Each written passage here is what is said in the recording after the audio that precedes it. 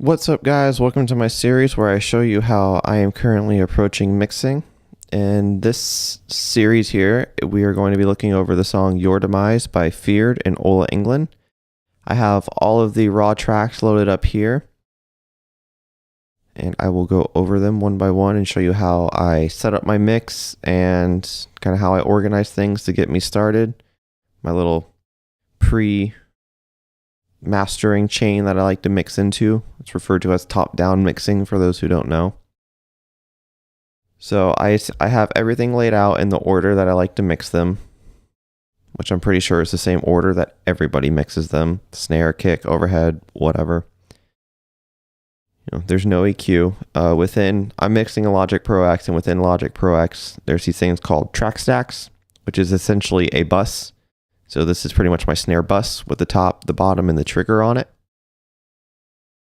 A MIDI kick, overheads, pre-panned left and right, toms, pre-panned, drummer's perspective for this mix, rooms pre-panned, miscellaneous things like the hat and the rides, raw bass, DI guitars, DI leads, extra guitars, vocals, and the orchestra. For my mastering chain that I like to use,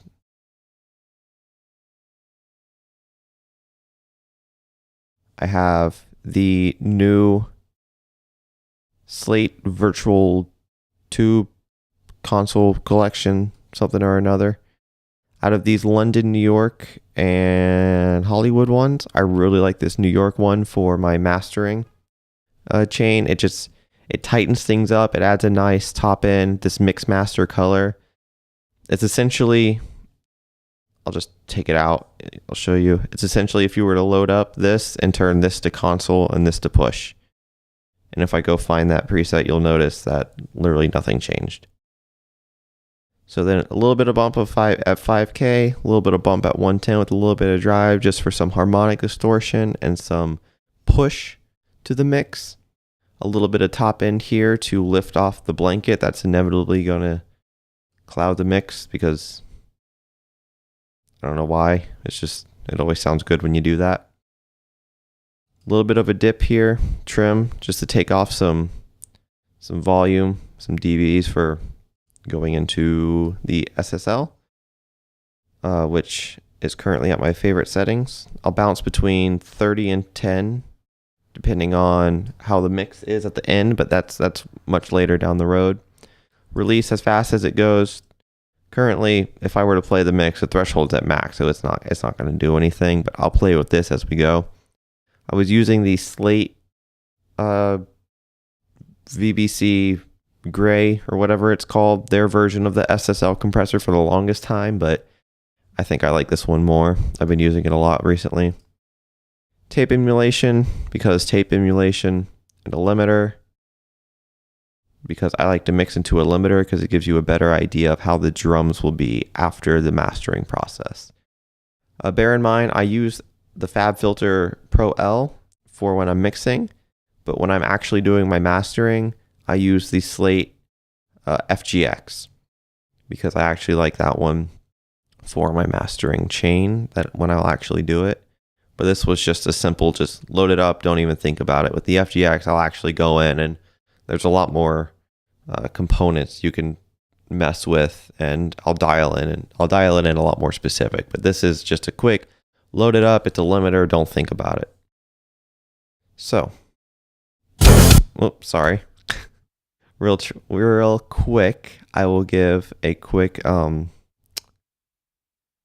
solo each track so you all can hear where we're starting at.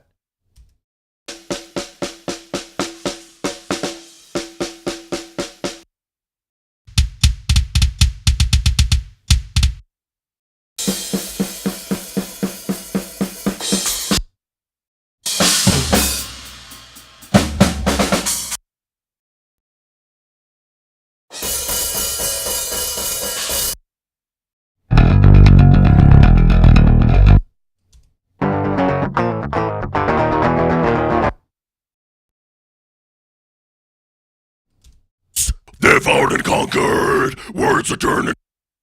And I don't think there's any orchestra in this song.